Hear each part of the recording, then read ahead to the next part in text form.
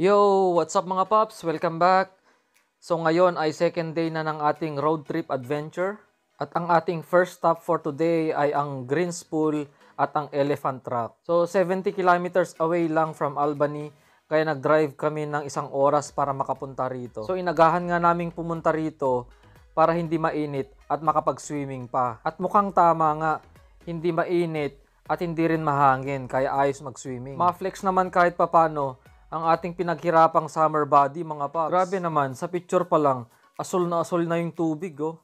At eto nga ang ating unang pinuntahan mga paps, ang Greens Pool. Kaya pala tinawag na Greens Pool, kitang-kita naman sa tubig, di ba? Natural swimming pool nga daw, kitang-kita naman, walang alon mga paps oh. Cove kasi siya, kaya hindi maalon, may mga bato sa gitna. At tamang-tama yung pagdating namin, wala pang masyadong tao kasi maaga pa. O ano pang hinihintay ni Kams? Tara na, ilabas na ang swimsuit. Bukod pa sa blue-green na tubig mga paps, etong buhangin, puting-puti yung buhangin tapos pinong-pino. Grabe talaga yung tubig, kulay blue-green.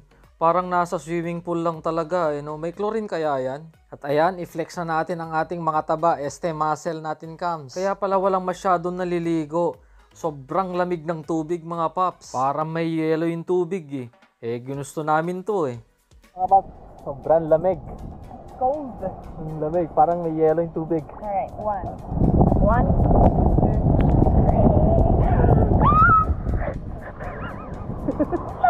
Sobrang lamig. Pero ang ganda ng view.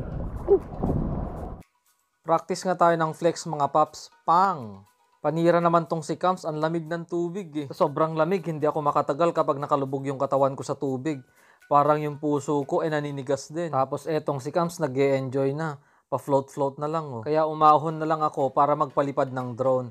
Ito nga pala yung drone footage mga paps. Panalong-panalo yung view mga paps. At ayan, next stop naman tayo. Pupunta naman tayo sa Elephant Rock. Katabi lang naman to ng Greens Pool kaya hindi na ako nagdamit.